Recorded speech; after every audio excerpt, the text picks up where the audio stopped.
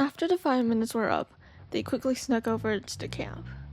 The Imperialist camp was interesting. It hung partly from the side of the cliff, tents attached firmly to the stone, hanging steadily in the wind and gravity denial. The curve of Jolkin Cliff protected it somewhat. There was also a cliff, however, dug by the Imperialists. A hole in the wall where the rest of the tents were protected from the outside wind and snow, and where, the Northsphere suspected, they kept their supplies. They looped around the outside tents for several minutes, surveying and scouting the area. They acted casual enough, and when an Imperialist spotted them while walking around, she didn't give them a second glance, moving on quickly. Arda had been lended a mask and goggles earlier, lest he stood out as suspicious without them on. It seemed to work in obscuring the facial features as well. His hair was still a dead giveaway, but enough snow had fallen on them that it was now more gray than anything else. His main concern was that someone else would still somehow recognize him, just like the other Imperialist scout did a few days ago. That was something he needed to know. How did they know who he was? How did they have any information on him? Why? Everything they had encountered on Zeta, from the beginning, just didn't make sense. From the biological, physical, and societal constructs of the planet and its primary sentient species, to his own questionable development and character, to the fact that his information was somehow, for some reason, existent on Zeta's surface. It was all a mess of questions in his head. Arda looked around the camp nonchalantly. It was an odd feeling, and a weird urging and tempting in his head. He was close now, to what he had absolutely no idea. He just had this feeling that he had to go somewhere close to here, without actually knowing where it was. He had felt it from afar before, but now it was much, much stronger. This place was so familiar, and yet he had never seen it in his memories ever before. "All right," Loris whispered as they huddled close together. "I have it memorized. Let's head inside. The supplies are in there." As casually as possible, they walked up the cliff carefully and stepped inside the gaping mouth of the cliff inside Jolkin Cliff. This was where they really needed to sneak around. Without the wind and the snow that diverted the other Imperialists' attention, and with the relative warmth of the cave, it was easier to stop and examine someone and find potential spies. There was also no reason to wear goggles and masks while in the excavated cave. Some still did, but it would make them stand out. As soon as they stood inside, upright, without having to fight gravity, letting their eyes adjust to the darkness inside, Junko dragged them all to the side, and stood in a relatively secluded area between the tent, a few boxes of what seemed to be weapons, and the cave wall. Arda shuffled to the side, enough so he was still hidden, but also so that he could glance at the camp. The interior of the cavern was larger than expected. Low ceilings, but extended inland for dozens of meters. Lanterns and campfires littered the Imperial camp, and people sat around the fires, tending to them and warming themselves. There were dozens of boxes being moved by Imperialists. Groups of people huddled together, talking, planning, and soldiers practicing their aim using targets in a long lane between the tents. Some seemed to just be going about their lives, laughing with friends, joking with each other, roasting the marshmallow-like sweets over the fires. "This is a bigger operation than we thought," Ting said, peering over Arda's shoulder before pulling him back. "They seem to be planning to stay for a while. They're not expecting a counterattack, at least." "That's odd," Arda noted, "especially after we attacked their scouts. They have their guards down." "It'll make infiltration easier then," Junko muttered. "But we need to have our guard up.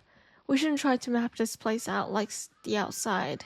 It's too easy to get spotted and attract attention. Let's just stick to the outer edge." They nodded. "The bulk of the supplies should be to the left," Arda said. The flow of people carrying them is going that way. I agree. Junko listened carefully. Loris, stick to the middle. You know your job. You two take the rear. We might have to spread out occasionally to avoid detection. Just don't stray too far away. Let's go. The commands were short and clear, as they had to be. There was no time for in-depth observation to be discussed out loud. Split-second decisions had to be made. Arda still found it odd the Imperialists weren't more alert. He had just encountered their scouts a couple of days ago. Even if they had been traveling on foot, they should have arrived back at the camp by now and warned of the North Sphere. Except they hadn't. Perhaps they got lost, or they had to stay for some reason. Either way, Arda had no way to know for now, and he had no time to think too much about it. Instead, he had to actively ignore the urge to run off into the camp. There was something there, near the outer edge of the camp on the left side. Something he couldn't ignore.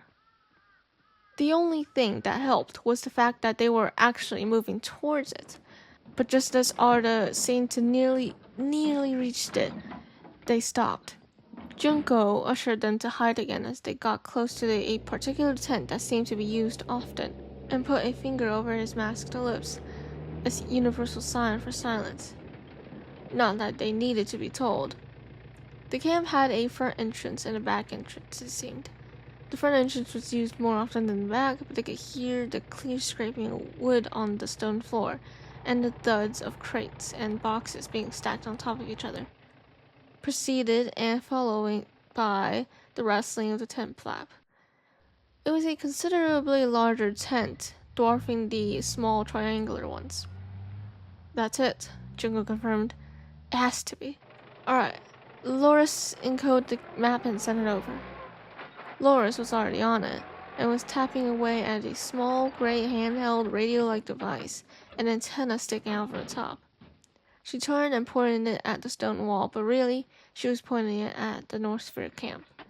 She reached up to the antenna, which could rotate and move, and set it askew to better the accuracy, before she flipped the safety cover on a small red button and hit it.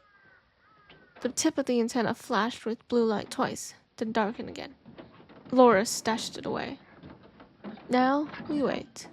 We finished 30 minutes before the 2-hour mark, Arda noted, and we have to wait about 20 to 30 minutes. We need to find somewhere to hide. Actually, let's head in the tent first, Ting suggested. See what supplies they have. No one objected. Therefore, they waited for some time, nearly the entire 20 minutes actually, waiting for an opening. None of them spoke as they listened, and when they finally heard footsteps leaving and the rustling of tent flaps, and a 10-second count of silence of footsteps anywhere near the tent, they hurried in through the back entrance. Arda couldn't help but walk a little faster in anticipation. That was the tent. The one with the thing, whatever it was. But the interior wasn't what he had expected, or what any of them had expected. There wasn't any doubt that it was where they stored the main supplies. Crates imported from the other continents for the Imperialist use were stacked together on the right side, leaving the middle clear, though not by much. Signs were put in front of sections of the crates and boxes, labeling them. Firearms, perishable foods, non-perishable foods, clothing, equipment, information, and some others. But to the left side of the tent, instead of crates, there was an office of sorts. There was a desk with papers piled in unorganized stacks, as well as 5 file cabinets, several shelves, and a board with papers and notes stuck on it. There was a single lone crate on that side as well. Loris was already staring at everything and making calculations, while Junko seemed to be making his own evaluations. Tink studied the crates as well, touching the plastic and wood materials they were made of. Time's almost up, Loris announced, after several minutes in silence. She turned to the rest. Let's go. Arda had the urge to walk over there and open that crate. He didn't want to go just yet. There was there were questions he needed answered. He noticed there was an open file on the desk and started towards it. Just as he did, an alarm suddenly echoed through the camp, and the cave shook suddenly. It wasn't an earthquake. The Northsphere had arrived. The Imperialist had spotted them. The counterattack had started. Arda rushed over to the desk, his logical thinking muddled. It froze completely when he saw what the file contained. It was an information sheet, complete with a picture and a description, albeit brief and vague. There was also a report like one might find in a science lab. Records of behavior and activity. A title flashed at him. Subject Artazephne. And then there was a picture of him, his head and shoulders, the same ageless face, hair with mixed colors, sectoral heterochromia eyes, even the same top he'd worn while in space. Sex, M. Hair, all colors. Eyes, sectoral heterochromia. Height, 5 foot 6 inches. Codename, the Pride of Humanity. The cave shook again, but Arda dismissed it as he picked up the record sheet. Arda? Tink called softly. Hey, are you okay? Even with his back to her, she somehow knew he wasn't acting like he did normally, but he was too busy reading over the sheet to care. The prompts were filled out with a pen in clear, neat writing, the English different from the one on Zeta, more similar to the English on Earth. Date 3468, August 19th. Subject Artazephne. Activity History Comprehension Test. Evaluation a comprehension test given without prior warning, testing the subject's memory, knowledge, and critical thinking.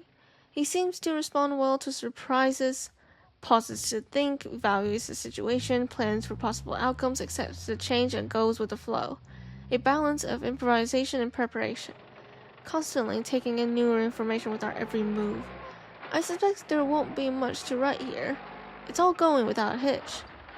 The outcome of the test is as expected of him. Perfect score. Exemplary answers providing his perfect memory and comprehension. He should be ready for debut soon enough. We'll proceed with additional preparation soon with... Arda put the record back down, with a little more force than necessary. He stared at a patch of the wood on the desk, his mind racing. Nothing made sense. Nothing about what he had just read made sense. That was not him. Surely, he didn't remember doing a test or being a subject or being anywhere while being recorded like this. His perfect memory did not contain that. The descriptions matched. The evaluation and notes matched. The picture was him. They were writing about him. And everything they wrote about him was completely accurate, because his logical brain eventually had to admit, reluctantly, that it really was him. He knew the moment he started reading, and he knew that he knew. He couldn't even convince himself that it wasn't him. The only thing off about this was his supposed perfect memory. He could not remember when this was. He didn't understand it. Alright, so this has happened. He really was from Earth. He was there during the 35th century. He knew that much. So what changed? And why? And how? How was he suddenly cursed to float in a universe alone for goodness knows how long?